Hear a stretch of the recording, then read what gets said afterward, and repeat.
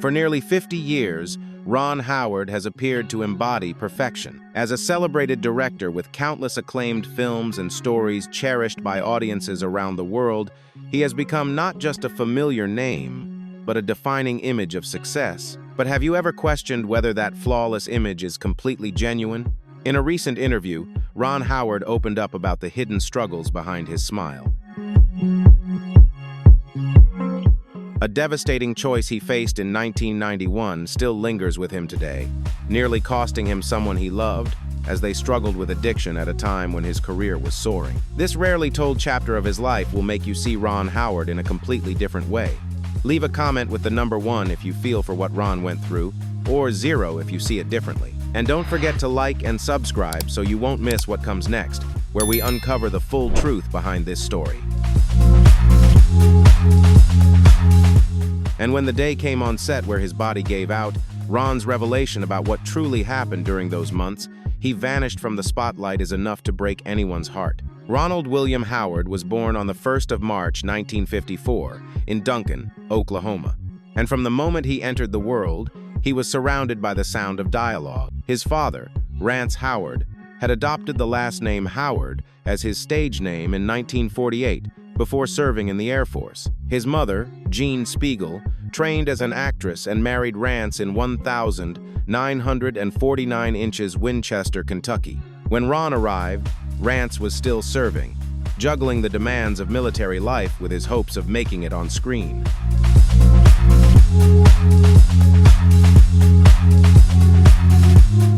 But even before Ron could say his first words, he had already been in front of a camera. At only 18 months old, he made his on-screen debut in a Western film called Frontier Woman, shot between late 1955 and early 1956. That set wasn't just his first appearance, it marked the start of a life where childhood and the camera became inseparable. While other toddlers were figuring out how to walk, Ron was learning how to stand under studio lights. When television began shifting west, the Howard family packed their things and left Oklahoma behind. Rance drove them straight to California, not for the sunshine, but for opportunity. He wasn't chasing fame, he was taking a chance on being close to the new heart of television.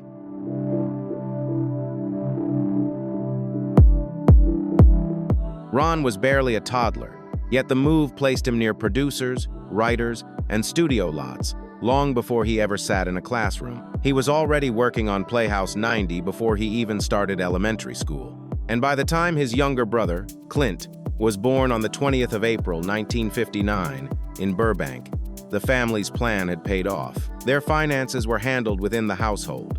No studio-appointed guardians, no outside interference, just a devoted father balancing his own acting jobs while being the steady foundation for his sons. Rance went on to appear in more than 140 films and 177 television episodes, not to gain celebrity status, but to remain close to Ron's world and keep the entire family moving forward.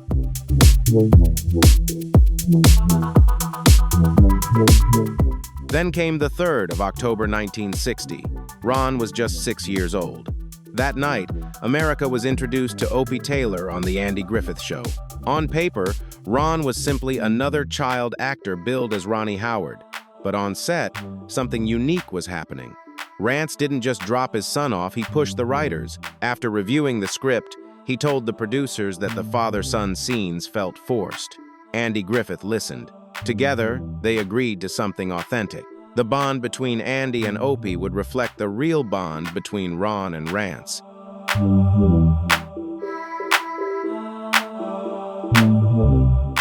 That handshake became the heart and soul of the show. Over the years, Rance even guest starred 5 times, always staying close as Ron tackled scripts and schedules that would challenge most adults. Across 8 seasons, ending in 1968, Ron didn't just grow up, he experienced a television childhood shaped by love, hard work, and adult-level expectations, all woven into small-town stories. Their Burbank home wasn't a celebrity mansion. Ron attended Robert Louis Stevenson Elementary, followed by David Starr Jordan Middle School, and eventually John Burroughs High School.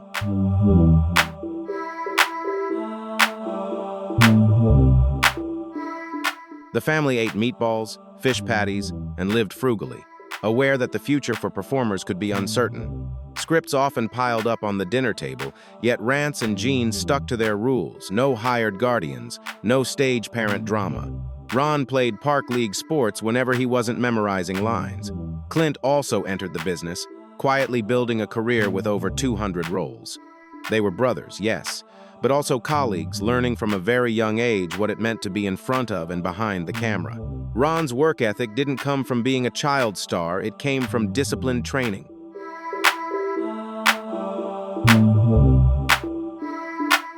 Rance taught him how to truly listen, how to pause, and how to respond like a real person, not just a performer. When Ron landed the role of Opie, it was because he didn't behave like a typical child actor. He simply acted naturally. Producer Sheldon Leonard noticed right away, saying that Ron never tried to be cute, the boy just told the truth. That was Rance's lesson. Be honest, not charming. Even at 6 years old, Ron's early paycheck was only a few $100s per episode, but it grew steadily as the show became a hit.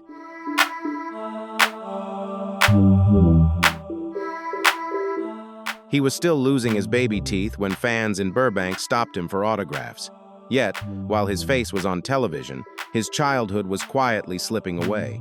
One of the most unforgettable moments came in 1963, Season 4, Episode 1, Opie, the Birdman.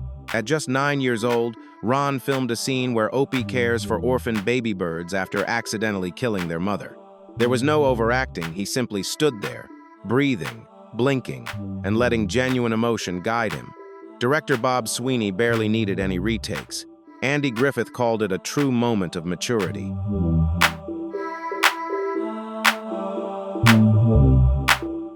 Ron used the substitution technique.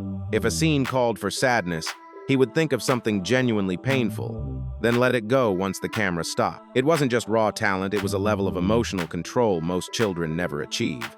Yet despite all the love and attention on set, Ron still felt lonely. He later described those years as a golden cage, safe but confined. On set, he had a small schoolroom near Stage 40 at Desilu Kawenga. California law required just 3 hours of schooling each day, alongside a total of 8 working hours.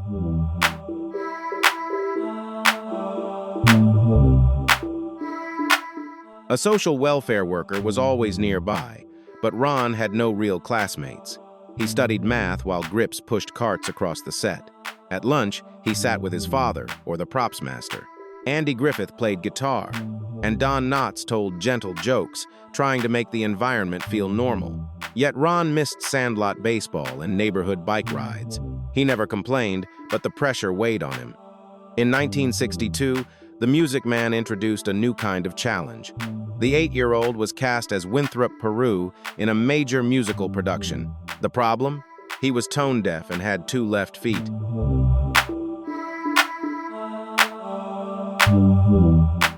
Conductor Ray Hindorf spent hours teaching him to sing Gary, Indiana.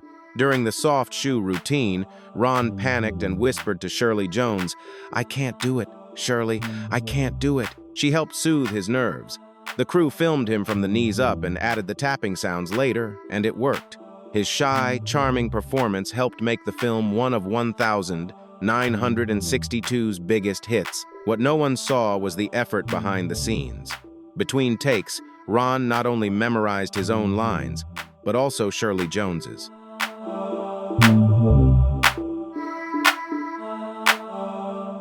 He played with dolls, acting out entire scenes and guiding the tiny cast members through their marks and lines. To outsiders, it looked like a child's game. To Shirley Jones, it looked like a director in the making. Rance had started writing scripts for the Flintstones and other shows. He taught Ron how to break down a scene and understand a character's motivation in every line. Those lessons never disappeared, they lay quietly in the background until Ron began directing films like Grand Theft Auto at age 23.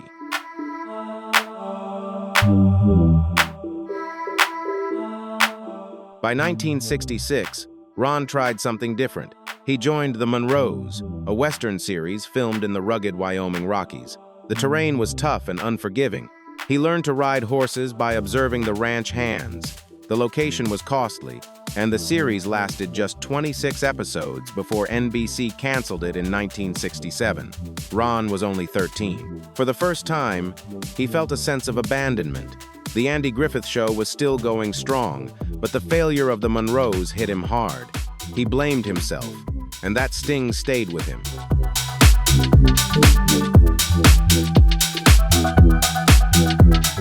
In 1968, the first episode of The Brady Bunch was casting, and Ron was invited to audition. He turned it down not because he didn't want to, but because his parents wouldn't allow it. Rance and Jean had a rule. One parent had to be home every day from 9 a.m. to 6 p.m. If work called, they insisted on balance. They wanted him to grow up like a normal kid. Ron wanted that too. At 14, he craved school, privacy, and friends. He skipped the audition, and in hindsight, it may have saved his career. By 1974, he landed the role of Richie Cunningham on Happy Days, a part that carried him through his teens and gave him both the money and freedom to step back from the camera when needed.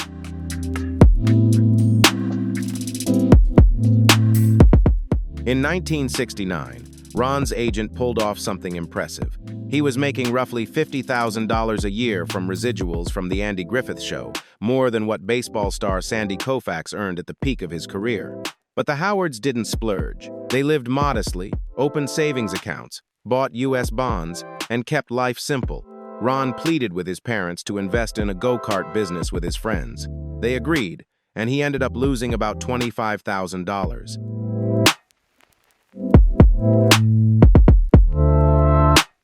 It was his first real lesson in risk.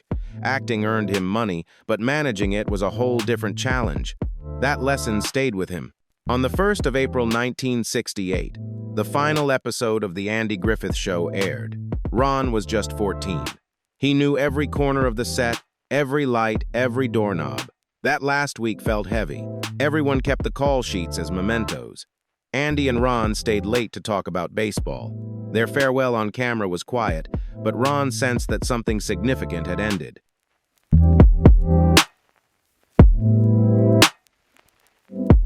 He had spent his entire childhood within 45 feet of a camera. Now he had to grow into a teenager, and within 2 years, he was balancing school with auditions. When the Mayberry set was dismantled, the next chapter of his life had already begun.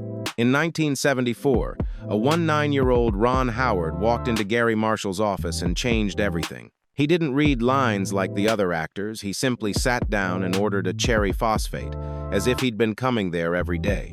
The chemistry with Henry Winkler was instant. It wasn't in the script, but it didn't matter. Within 12 minutes, Ron had become Richie Cunningham, and Marshall recognized it immediately. ABC still had doubts.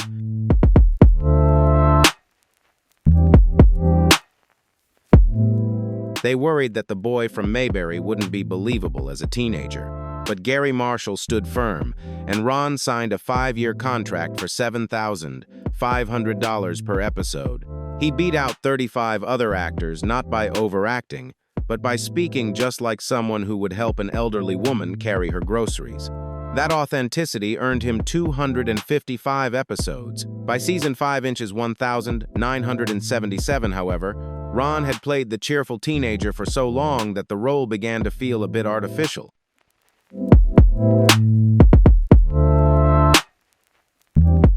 He was 23, still playing a teenager frozen in time while the real world raged outside.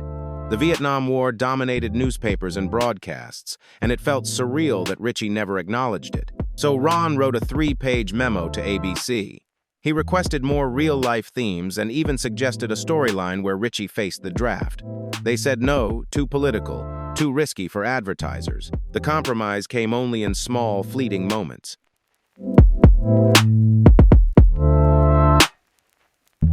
Richie reading a newspaper about the war in the background. A passing comment about a deferment.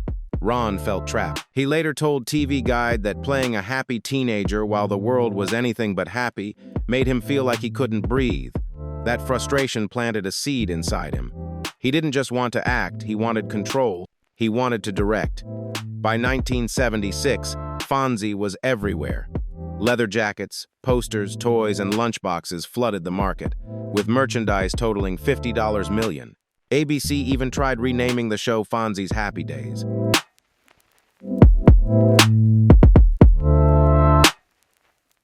Ron had seen this kind of fight before. His father, Rance, had battled for advertising rights throughout his career. So Ron stood his ground, earning $15,000 per episode. He told ABC he would walk away if they changed the show's title. He gave them 48 hours to keep it, or they risked losing him and facing a $500,000 breach of contract lawsuit. Gary Marshall backed him. The show wasn't just about Fonzie, it was about family.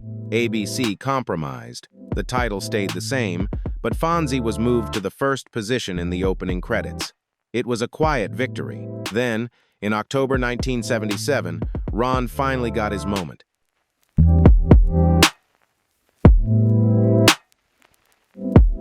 He directed Season 5, Episode 5, A Date with Fonzie.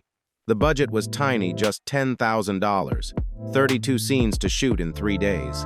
He arrived with a shot list so meticulous that the crew called it Spielberg level. One scene followed Fonzie through Arnold's diner in a single 90-second tracking shot. Normally, this would take hours. Ron nailed it in 2 takes, saving $3,000. Ratings jumped 12%, meaning 31 million viewers tuned in. ABC gave him 2 more episodes to direct, paying an extra $2,500 per episode on top of his acting salary. Henry Winkler later said Ron challenged him in the best possible way.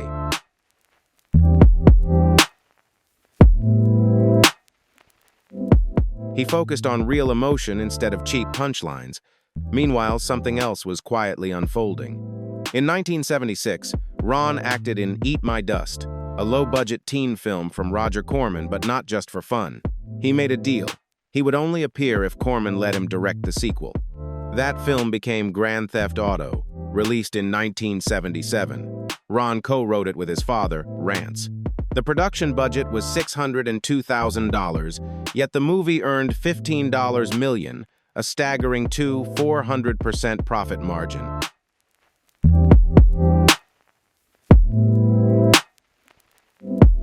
They destroyed 70 cars on camera, including a $40,000 Rolls-Royce, 3 Cadillacs, and 7 police vehicles. Ron didn't need permits, he shot on real roads near Victorville. Cameras shook, cars flipped, and the chaos felt authentic. He even cast his mother, his brother Clint, and Happy Days co-star Marion Ross in the film. Grand Theft Auto premiered on the 16th of June, 1977. Suddenly, no one laughed at the red-haired kid from Mayberry anymore. Ron was only 21 when he married Cheryl Alley on the 7th of June, 1975. They had been high school sweethearts.